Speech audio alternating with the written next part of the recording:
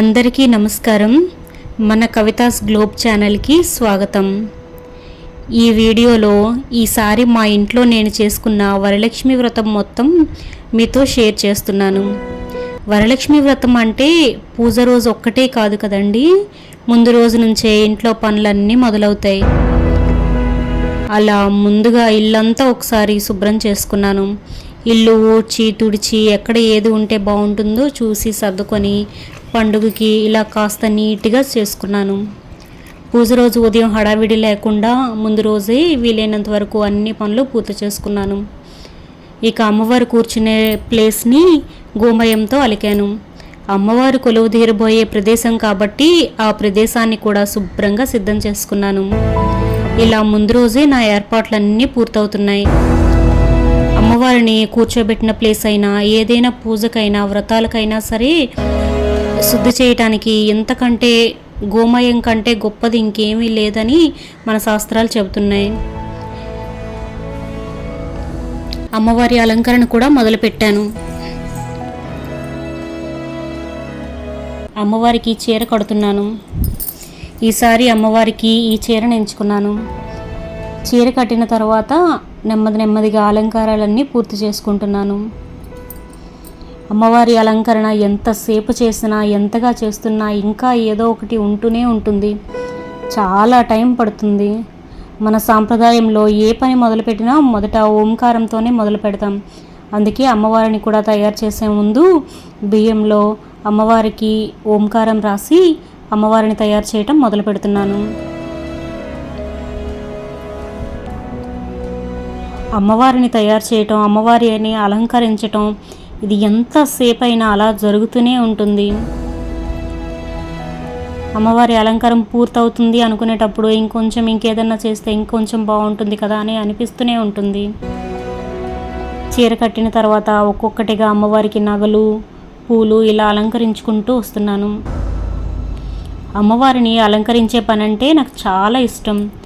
ఒక్కొక్కటి పెడుతూ చివరి అమ్మవారిని పూర్తిగా అలంకరించుకున్నాక చాలా అందంగా కనిపిస్తారు.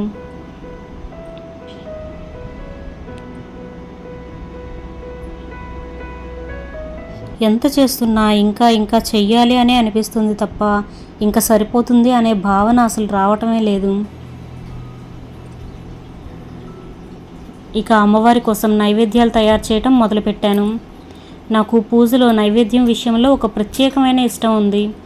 పండ్లు పూలు తప్పించి మిగతా నైవేద్యాలు బయట నుంచి తెచ్చి అమ్మవారికి పెట్టడం నాకు అంతగా ఇష్టం ఉండదు. అది బయట వాళ్ళు చేసేవాటి గురించి చెడుగా చెప్పడం అని కాదు, కానీ వాళ్ళు ఎలా తయారు చేస్తారో ఏం ఉపయోగిస్తారో అనేది మనకు తెలియదు కదా. అందుకే నాకు వ్యక్తిగతంగా నా చేత్తో నేను చేసుకున్నది అమ్మవారికి పెట్టాలి అనిపిస్తుంది.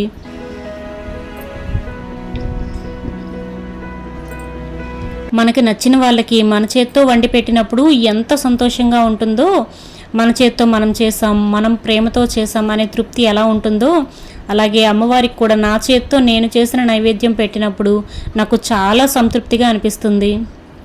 అందుకే నాకు వీలైనంత వరకు నైవేద్యాలన్నీ నా చేత్తో నేనే చేసుకుంటాను. ఇలా ఒక్కొక్క నైవేద్యాన్ని తయారు చేసుకుంటున్నాను. ఒకటి పూర్తయ్యాక ఇంకొకటి అలా నైవేద్యాలన్నీ సిద్ధం చేసుకుంటున్నాను. వరలక్ష్మి వ్రతానికి నేను ఎప్పుడూ వీలైనంత వరకు 9 రకాల ప్రసాదాలు చేసుకోవాలని అనుకుంటాను. ఈసారి కూడా 9 రకాల ప్రసాదాలు చేసుకుంటున్నాను. అలాగే నవరాత్రుల సమయంలో కూడా 9 రోజులకు 9 రకాల ప్రసాదాలు చేసుకుంటాను. 9 రోజులు ఒక్కొక్క రకంగా చేసుకొని 9వ రోజు మళ్ళీ ఆ 9 ప్రసాదాలని చేసుకోవటం నేను మొదటి నుంచి చేస్తున్నది. శ్రావణ మాసంలో వరలక్ష్మి వ్రతం రోజు కూడా ప్రతి సంవత్సరం 9 రకాల ప్రసాదాలు చేసుకోవటానికి ప్రయత్నిస్తాను. అలా ఈసారి కూడా అమ్మవారికి 9 రకాల నైవేద్యాలు సిద్ధం చేసుకుంటున్నాను. 9 రకాలు అన్నాను కదా అని చేసుకోలేనంత పెద్ద ఐటమ్స్ ఏవి పెట్టుకోకుండా సింపుల్గా అయిపోయేలాగా చేసుకుంటాను. ఒక్క పదార్థం వండితే దాంతో 3 రకాలు తయారయ్యేలాగా ప్లాన్ చేసుకుంటాను. పులిహోర కోసం రైస్ పెట్టుకుంటే కాస్త రైస్ ఎక్కువ పెట్టుకుంటే అది పులిహోరకి, దద్దోజనంకి, పరమన్నమకి 3ంటికి సరిపోతుంది. అలాగే గారెలు చేసేటప్పుడు ఒకటి చప్పటి గారెలుగా ఇంకొకటి తీపి గారెలుగా అయిపోతుంది. అలాగే అమ్మవారికి ఎంతో ఇష్టమైన పూర్ణం బూర్లు చేస్తాను. దాంతోపాటు కాస్త సేమియా కూడా చేస్తాను, సేమియా పాయసం. ఇంకా రవ్వ కేసరి అంటారు కదా, రవ్వ కేసరి కూడా చేసుకుంటాను. దాంతోపాటు అమ్మవారికి వాయనంలో ఇవ్వటానికి శనగలు నానబెడతాం కదా, ఆ శనగలు కొన్నింటిని తీసుకొని అవి బాగా ఉడకపెట్టి వాటిని కూడా తాలింపు పెట్టి అదొక ప్రసాదంగా చేసుకుంటాను. ఇలా 9 ప్రసాదాలు రెడీ అయిపోతాయి. నైవేద్యాలు ఒకవైపు తయారవుతూనే ఉన్నాయి.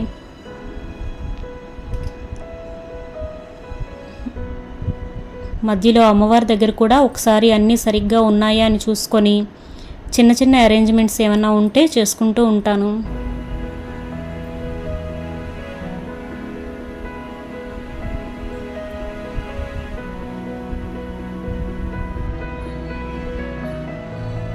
అమ్మవారి దగ్గర పూజకు కావాల్సినవన్నీ సర్దుకుంటున్నాను.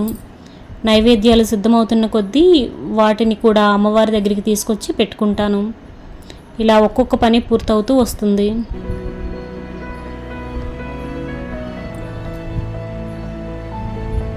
ఇంకా నైవేద్యాలన్నీ కొంచెం కొంచెంగా పూర్తవుతున్నాయి.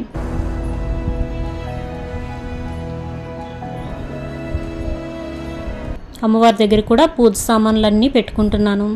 ఒకవైపు నైవేద్యాలు ప్రిపేర్ అవుతున్నాయి, ఇంకొక వైపు అమ్మవారి దగ్గర ఏమన్నా ఇంకా పెట్టాల్సినవి ఉన్నాయేమోనని చూసుకుంటూ ఉంటాను.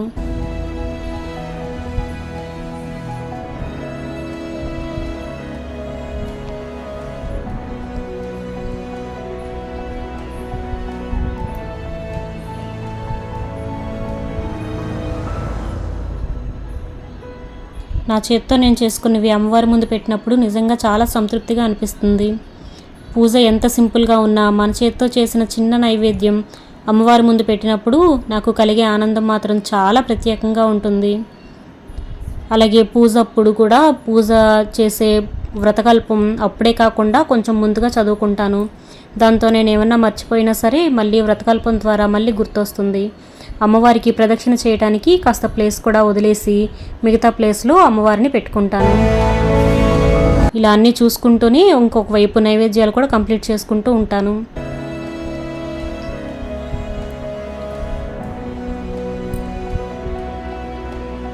నైవేద్యాలు పూర్తయిపోయిన తర్వాత అన్నీ అమ్మవారి దగ్గర పెట్టేసుకుంటాను.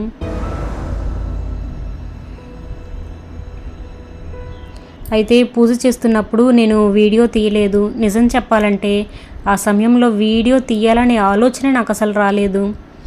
నేను మా వారు ఇద్దరం కలిసి పూజ చేసుకున్నాం. మా ఆయన వ్రతం కథ చదువుతూ ఉంటే నేను ఆయనతో కలిసి పూజ చేసుకుంటూ ఉన్నాను. ఇలా ఇద్దరం కలిసి అమ్మవారి మీద దృష్టి పెట్టుకొని పూజ చేసుకోవటం వల్ల వీడియో తీయటానికి అస్సలు అవకాశం కూడా లేదు, ఆసక్తి కూడా అనిపించలేదు. ఆ సమయంలో ఫోన్ పక్కన పెట్టేసి పూజ మీదే దృష్టి పెట్టాలనిపించింది. అందుకే పూజ చేస్తున్న వీడియో మీకు చూపించలేకపోతున్నాను. పూజ పూర్తయిన తర్వాత మాత్రం కొన్ని క్లిప్స్ తీసుకున్నాను. కాబట్టి ఇప్పుడు మీరు చూస్తున్నవి పూజ తర్వాత అమ్మవారి దగ్గర తీసుకున్న వీడియోలు.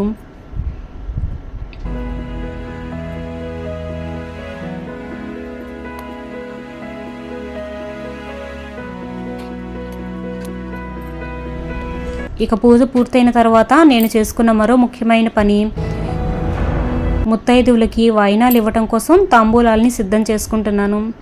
ఈసారి తాంబూలాలు కూడా వీలైనంత వరకు ప్లాస్టిక్ లేకుండా చేసుకున్నాను. అంతేకాదు పసుపు కుంకుమ ప్యాకెట్స్ కూడా తాంబూలంలో పెట్టలేదు. గత సంవత్సరం అయితే ఇంట్లోనే వైట్ పేపర్తో చిన్న చిన్న బాక్సుల్లో తయారు చేసి అందులో పసుపు కుంకుమ వేసి పెట్టాను. కానీ అది నాకెందుకో లీక్ అవుతుందేమో అనిపించింది. అందుకే ఈసారి ఆ పేపర్ బాక్సులు కూడా పెట్టలేదు. అసలు మనం తాంబూలం ఇచ్చేటప్పుడు వచ్చే ముత్తైదువులకి పసుపు రాస్తాం, కుంకుమ పెట్టి, కాళ్ళకి పారాని పెట్టి, పూలు పెట్టి అలా స్వయంగా ఇస్తున్నాం కదా. అందుకే మళ్ళీ పసుపు కుంకుమను ప్యాకెట్లో పెట్టి తాంబూలంలో ఇవ్వాల్సిన అవసరం లేదనిపించింది. ఈసారి చాలా సింపుల్గా తాంబూలాలు సిద్ధం చేసుకున్నాను. ముందుగా బ్లౌజ్ పీస్ తీసుకొని దాని మీద అరిటాకు పెట్టాను. ఆ అరిటాకు మీద ఒక్కొక్కటిగా కావాల్సినవి పెట్టుకున్నాను. ఆకు చెక్కలు, అరటి పండ్లు, పూలు, నానబెట్టిన శనగలు, పసుపు కొమ్ములు, గాజులు, ఇలా నాకు కావాల్సినవన్నీ సెట్ చేసుకున్నాను. ఇలా ఒక్కొక్క తాంబూలం తయారు చేస్తూ అన్నింటినీ రెడీ చేసుకున్నాను. నాకు ఈసారి తాంబూలం కూడా చాలా సింపుల్గా ఉండాలి అనిపించింది, ప్లాస్టిక్ ఏమీ లేకుండా. అమ్మవారు అమ్మవారు అని మనం అంటున్నాం కదా, ఆ భూమాత కూడా అమ్మవారే కదా. ఆ భూమాతకు కూడా నాకు భారం ఇవ్వాలి అనిపించలేదు. అవసరం లేని ప్యాకెట్లు ఏమీ పెట్టకుండా మన సాంప్రదాయంలో మనం ఇచ్చుకునే వస్తువులనే అందంగా తయారు చేసుకున్నాను. అన్నీ పూర్తయిన తర్వాత వరుసగా పెట్టుకుంటే చూడటానికి చాలా నీట్గా అనిపించింది. తాంబూలాలన్నీ సిద్ధంగా ఉన్నాయి. ఒక్కొక్కటి ఇలా సెట్ చేసుకున్నాను. మన చేత్తో మనమే తయారు చేసుకున్నప్పుడు ఆ తృప్తి కూడా చాలా బాగుంటుంది. పెద్దగా ఏమీ చేయకపోయినా మనసుకు నచ్చినట్టు మనకు చేతనైనట్టు చేసుకుంటే చాలు అనే అనిపిస్తుంది. ఇక తాంబూలాలు సిద్ధం చేసుకున్న తర్వాత ముత్తైదువుల కోసం ఏర్పాట్లు చేసుకున్నాను. ఎవరెవరినైతే నేను పిలవాలనుకున్నానో వాళ్ళందరికీ ఇంటికి వెళ్ళి అందరినీ పిలిచాను. అందరూ ఒక్కొక్కరిగా వచ్చారు. వాళ్ళందరికీ పసుపు పెట్టి, కుంకుమ పెట్టి, కాళ్ళకి పసుపు రాసి పారాని పెట్టాను. ఇలా ఒక్కొక్కరిని పిలిచి అమ్మవారి వాయనం ఇచ్చాను. ఈ సమయంలో ఇంటికి కూడా చాలా మంచి పండుగ వాతావరణం వచ్చేసింది. అందరూ కలిసి ఉండడం, పసుపు కుంకుమ పెట్టుకోవడం, తాంబూలాలు ఇచ్చుకోవటం, ఇవన్నీ చూస్తే వరలక్ష్మి వ్రతం రోజు పూర్తిగా పండుగలా అనిపించింది. ఇలా అందరికీ తాంబూలాలు ఇచ్చాను. తాంబూలం తీసుకునే వాళ్ళకి పసుపు కుంకుమ పెట్టి, పూలు పెట్టి మనస్ఫూర్తిగా ఇచ్చాను. చిన్న చిన్న క్షణాలే అయినా ఇవన్నీ మనకి తర్వాత మంచి జ్ఞాపకాలుగా మిగిలిపోతాయి. అమ్మవారిని చూస్తూ ఈ వ్రతం కూడా చాలా ప్రశాంతంగా పూర్తయిందని చాలా సంతోషంగా అనిపించింది. ముందు రోజు నుంచి చేసిన పనులన్నీ గుర్తొచ్చాయి. ఇల్లు శుభ్రం చేసుకోవడం, అమ్మవారి ప్రదేశాన్ని సిద్ధం చేసుకోవటం, అమ్మవారికి చీర కట్టడం, నైవేద్యాలు చేసుకోవటం, పూజ చేసుకోవటం, తాంబూలాలు సిద్ధం చేసుకోవటం, ముత్తైదువులకు పసుపు కుంకుమ పెట్టడం, ఇలా ఒక్కొక్కటిగా అన్నీ పూర్తయ్యాయి.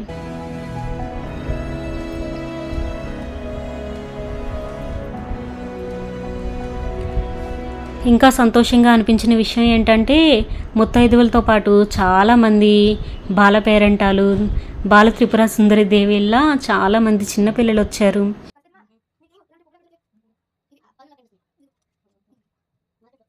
ఆ చిన్నపిల్లలు కూడా నాకు పారాని పెట్టవా, నాకు పారాని పెట్టవా అని అడిగి మరీ పెట్టించుకున్నారు. నాకైతే చాలా సంతోషంగా అనిపించింది.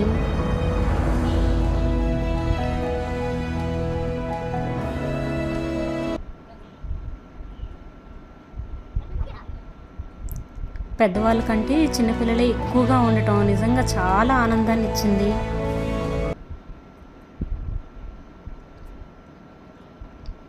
అయితే మీకు ఒక విషయం చెప్పాలి. ఇది శుక్రవారం చేసుకున్న వరలక్ష్మి వ్రతం రోజు వీడియో. ఆ రోజు పూజ చేస్తున్నప్పుడు నేను అస్సలు వీడియో తీయలేదు. ఎందుకంటే ఆ సమయంలో మా ఇద్దరికి అమ్మవారి మీదే దృష్టి ఉండాలి అనిపించింది. మా వారి ఆశీస్సులు కూడా తీసుకున్నాను. నాకైతే చాలా సంతోషంగా అనిపించింది.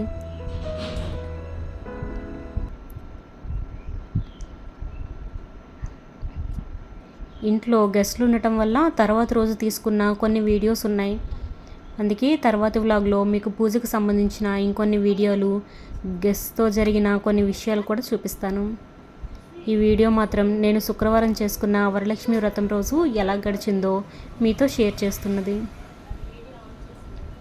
ఈసారి మా ఇంట్లో వరలక్ష్మి వ్రతం ఇలా చేసుకున్నాను. చాలా గ్రాండ్ ఏం లేదు. నా దగ్గర ఉన్న వాటితో నాకు చేతనైనంత వరకు నా చేత్తోనే అమ్మవారికి ప్రేమగా అలంకరించుకొని, నైవేద్యాలు చేసుకొని, పూజ చేసుకొని, అమ్మవారి వాయనం కోసం తాంబూలాలు సిద్ధం చేసుకొని, అందరితో కలిసి ఈ పండుగను సంతోషంగా జరుపుకున్నాను. నాకైతే పండుగ అంటే ఇలాగే అనిపిస్తుంది. మన ఇంట్లో మన చేత్తో మనం చేసుకోవటం, మన వాళ్ళతో కలిసి ఉండటం, అమ్మవారిని భక్తితో పూజించుకోవటం, అందరికీ పసుపు కుంకుమ పెట్టడం, తాంబూలాలు ఇవ్వటం, అందరం కలిసి భోజనం చేయటం, ఇవన్నీ కలిసినప్పుడే ఆ పండుగ పూర్తయినట్టుగా అనిపిస్తుంది. అమ్మవారి ఆశీస్సులు ఎప్పుడు మనందరి మీద ఉండాలి. ప్రతి ఇంట్లో సుఖశాంతులు, సంతోషం, ఆరోగ్యం ఉండాలని మనస్ఫూర్తిగా కోరుకుంటున్నాను. ఈసారి నా వరలక్ష్మి వ్రతం మీతో ఇలా షేర్ చేసుకున్నాను. మళ్ళీ తర్వాత బ్లాగ్లో కలుద్దాం. అందరికీ నమస్కారం.